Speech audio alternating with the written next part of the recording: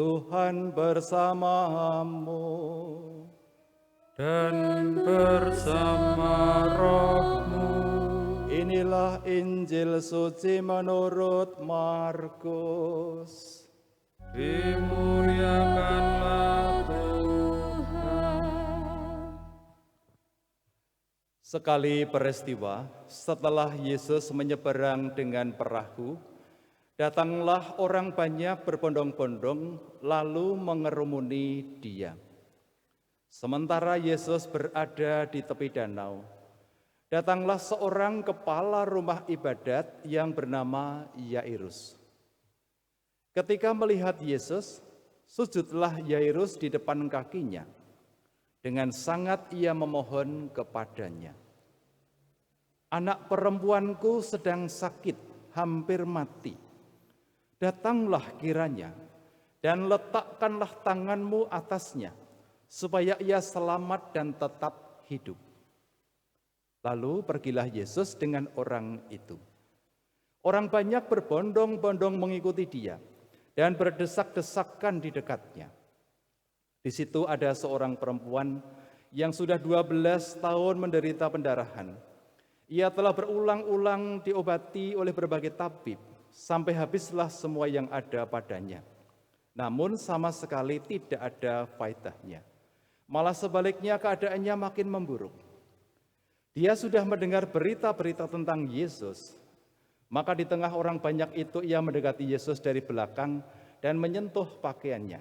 Sebab katanya, "Asalku sentuh saja pakaiannya, aku akan sembuh." Sungguh seketika itu juga berhentilah pendarahannya dan ia merasa badannya sudah sembuh dari penyakit itu. Pada saat itu juga Yesus mengetahui bahwa ada tenaga yang keluar dari dirinya. Lalu ia berbalik di tengah orang banyak itu dan bertanya, "Siapa yang menyentuh pakaianku?"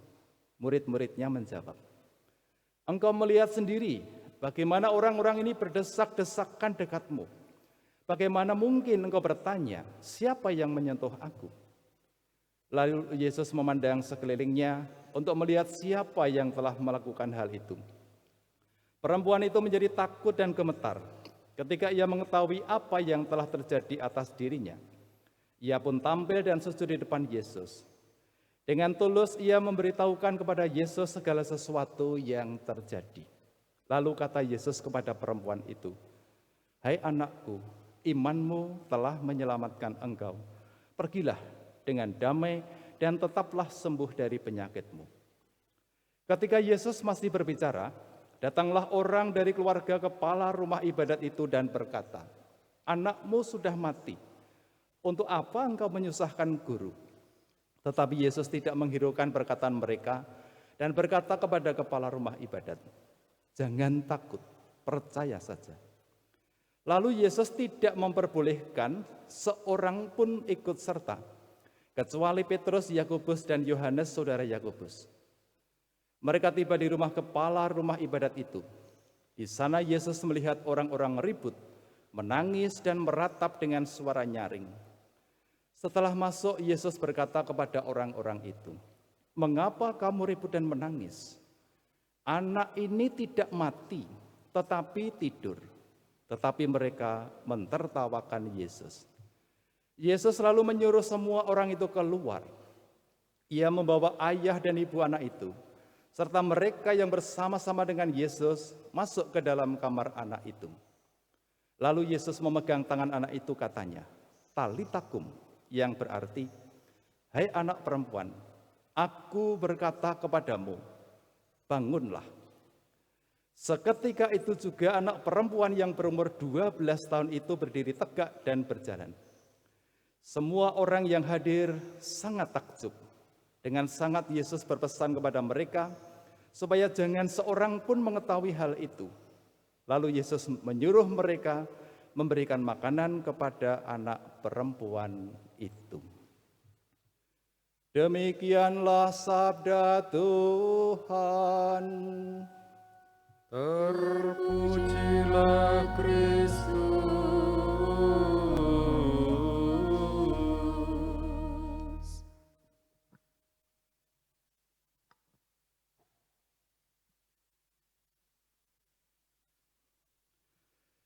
Bapak, Ibu, Saudara dan Saudari terkasih, satu minggu yang lalu, Harian Kompas itu menjadikan sebagai headline dengan judul "Inilah buah dari sikap abai masyarakat". Dan itu judul ini menerangkan atau memberi ilustrasi mengenai grafik yang semakin memuncak dari pandemi yang sedang kita hadapi ini. Dan sebetulnya ini bukan hal yang baru, apa yang dikatakan Kompas ini, karena jauh sebelum perayaan Lebaran yang lalu, banyak prediksi, banyak ulasan, banyak ahli yang memprediksikan setelah Lebaran selesai, dan itu diperkirakan pada bulan Juni, itu akan menjadi puncak pandemi corona. Dan ternyata inilah yang sedang kita hadapi bersama. Pandemi corona sungguh mengancam banyak orang, terutama keselamatan jiwa dan raga. Dan pandemi ini mungkin ada bagi kita yang memunculkan sebuah pertanyaan kecil. Dalam situasi seperti ini kita sebagai orang beriman, apakah Tuhan itu masih berkarya? Apakah Tuhan itu masih ada dan bersama kita? Ataukah memang pandemi ini Tuhan yang menghendaki? Inilah sekelumit pertanyaan kecil yang seringkali mengusik suara hati kita sebagai orang beriman. Tetapi dari pewartaan kitab kebijaksanaan yang diambil untuk bacaan pertama tadi, bagi kita satu hal yang jelas, sebagaimana di awal bacaan sudah disebutkan, Allah tidak menciptakan maut, dan Ia pun tidak bergembira kalau makhluk yang hidup musnah binasa.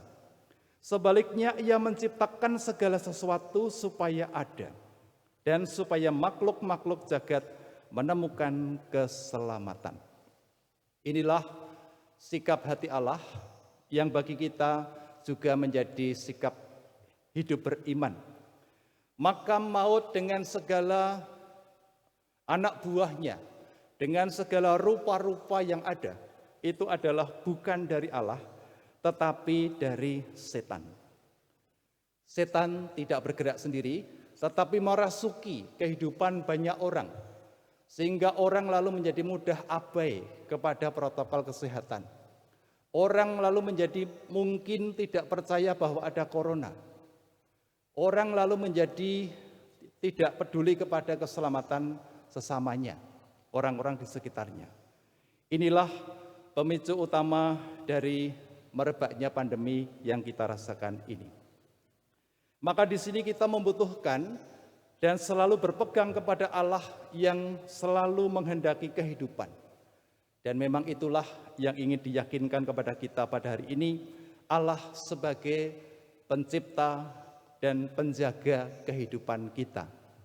Itulah yang diungkapkan oleh kisah di dalam Injil, Tuhan Yesus membangkitkan anak Yairus yang pada waktu itu sedang sakit keras dan bahkan diberitakan sudah mati. Tetapi bagi Tuhan Yesus tidak ada kematian yang tidak bisa dikendalikan. Maka Tuhan pun bertindak, anak perempuan dari putri Yairus ini dihidupkan kembali. Tuhan selalu berpihak dan menghendaki kehidupan itu ada dan terus berkembang. Dan rasa saya inilah panggilan kita pada hari ini. Kita menegaskan diri dalam iman sebagai orang yang memiliki Tuhan yang berpihak kepada kehidupan.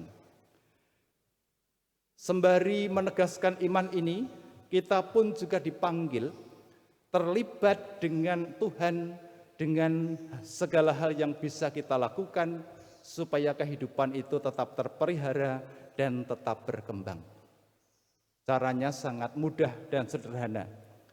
Kita semakin mengikuti, bahkan lebih ketat lagi segala ketentuan yang sudah diatur, sudah dipikirkan matang-matang, sudah direncanakan dengan segala pertimbangan mengenai protokol-protokol yang ada.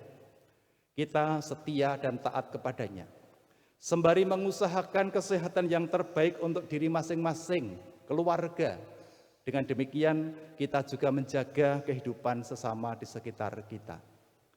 Inilah yang selalu kita upayakan, kita sembari menegaskan iman akan Allah, Sang Pemelihara kehidupan, tetapi juga ambil bagian dengan cara-cara Tuhan untuk memperkembangkan kehidupan ini. Mari Bapak, Ibu, dan saudara-saudariku, kita terus berkembang di dalam semangat hidup ini. Kita tidak menyerah, kita tidak takut kepada pandemi ini, kita tidak akan kehilangan cara terus-menerus untuk berupaya dalam kebersamaan ini supaya pandemi ini akan segera berakhir dan kehidupan itu bisa kita pertahankan dan tetap berlangsung dengan baik.